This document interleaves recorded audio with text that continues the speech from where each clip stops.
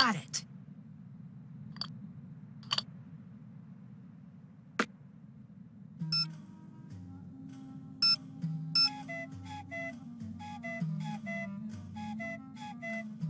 Hotchkiss here? It's Nancy Drew.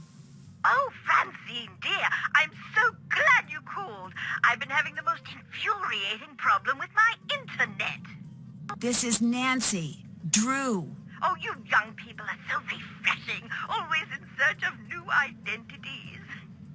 The problem is that I downloaded this program called Weather Monkey. At my age, it's important that I keep abreast of all meteorological developments.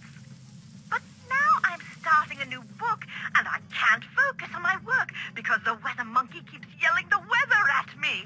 Maybe you should uninstall it? I will do no such thing. That would be tantamount to murder. Maybe turn it down? Brilliant and fantastic. Oh, yes, Samantha, you are a ticket. I would love to help you, but how do I know you again? Nancy Drew. We've met a few times. Aha, now I remember you. If life were a good book, you'd be my favorite reoccurring character. I'm in Egypt, and I need your help. Egypt? Well, why didn't you say that instead of chattering away about my internet problems? I don't know how to respond to that. I read your book, and I thought maybe you could help. You found my book while you were in Egypt. The serendipity is as delectable as Chateaubriand smothered in lavender lemon juice. I am at your disposal. I didn't exactly find it. You sent it to me. You even signed it. Oh, dear, I sign and send lots of things. Have you heard of an expedition that went off in search of Nefertari years ago? Oh, yes. The team in which everyone died. Is that the one? Yes. Do you think that story is true? Oh, heavens, yes. It's deadly out there in the desert. Think about it. You're going out there in search of dead bodies. There must be a reason they're in favor of the area. But this expedition wasn't searching for QV66, right? Indeed not. That had already been discovered. They were searching for Nefertari's mummy. What do you think happened to them? Oh, it's best you not concern yourself about that now, given your current location. Have you heard of Abdullah? Yes, I have. He is December on my Men of Archaeology calendar. You're kidding me. Does that exist? It existed the second I made it. Is he there with you? Yes. He seems full of himself. He is. Oh, I am not an advocate of pulpy romance novels, but if I were, I'd call that an archable trait. In Chapter 1, he'd swagger into the excavation site, the picture of a rascal with his dusty leather jacket and decidedly European haircut. His cocky ne'er-do-well smirk displaying his perfectly white teeth, but by the end he'd be sweetly holding flowers and saying, "Professor Hotchkiss, I'm dying to discuss your latest publication." A colleague of mine has guilted me into editing her latest romance novel, and I must confess I cannot wait until the project is completed. Reading page after page is absolutely wreaking havoc on my metaphors. Anyway, what were we talking about? I no longer know. Abdullah, that's what. He's a cold-blooded hotshot with only one setting. Success. Oh, sorry. I've also been helping my nephew break into the movie trailer business. Oh, Hotchkiss, why must you always burn the candle at both ends? He's a good archaeologist who knows Egypt inside and out. He could teach you a thing or two, just don't pick up the attitude. What do you know about Nefertari? Ah, a love story. Oh, break out the tissue papyrus, because when I'm done, there won't be a dry Horus in the house. What? Look it up, dear. Ramses II and Nefertari shared a love so vast, the world could scarcely contain it. I'm talking about the kind of love you spell capital L, capital O, heart instead of a V, capital E. They stood side by side and ruled the world, but as they saw the years stretch out before them, they were keenly aware that a handful of decades would never cut it. They needed to be together always. That's sweet. And relevant. The ancient ancient Egyptians believed that life was little more than a dress rehearsal for eternity. I found records that they concocted a plan to be together forever, side by side. Why not be buried side by side? They foresaw a volatile future for their kingdom, and they were correct.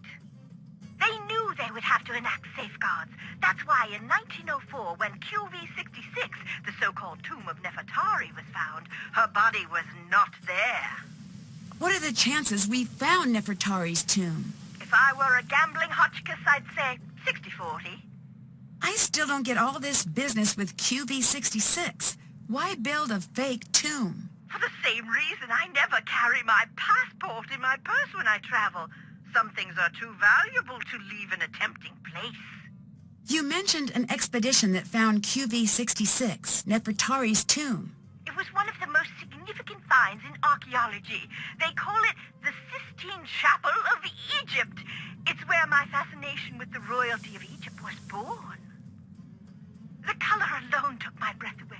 We think of ancient Egypt as being a subdued sand color, but it was a riotous display with all the visual delights of a midsummer gelato shop cooler case. And you don't think Nefertari was entombed there? They only found kneecaps, which supposedly means that her tomb was robbed. You disagree? I do. What good is the mummy without the context? It's the placement in the tomb that makes the mummy valuable. Why is Nefertari so important? There are two queens I find most fascinating in ancient Egypt, and for exactly the same reason. They were hidden. Hatshepsut is the first. I think I've heard of her. She was the pharaoh that was almost removed from the historical record, right? Exactly. 20-some years of peace and stability, and after she dies, Thutmose III's ancient cronies try to erase her from the record. Why? Jealousy, revenge, fear that his reign would never equal hers. You name it, but you can't keep a good woman down. Despite the efforts of Thutmose III's supporters, her legacy endured. And Nefertari? In my opinion, she's the opposite. She was obsessively preserved in the historical record, but it was her tomb that was hidden. How sure are you that Nefertari's tomb was hidden? There was something strange about QV-66. I think that might be why it is off limits to this day. It is? To you and me, at the very least. There is a rumor that the tomb has a clue to the true location of Nefertari's mummy. Really? Who knows? I'll tell you this. I didn't have time to read all of the hieroglyphs, but I noticed that the syntax was a little, shall we say, wonky.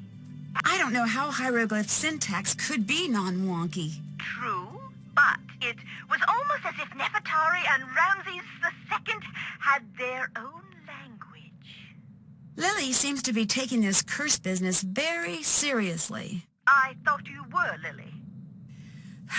The other Lily?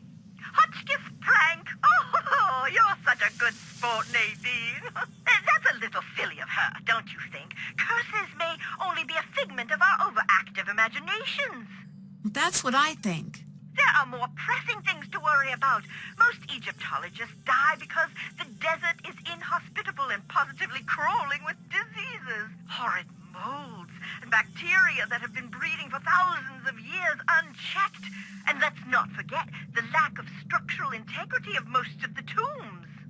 That's less than reassuring.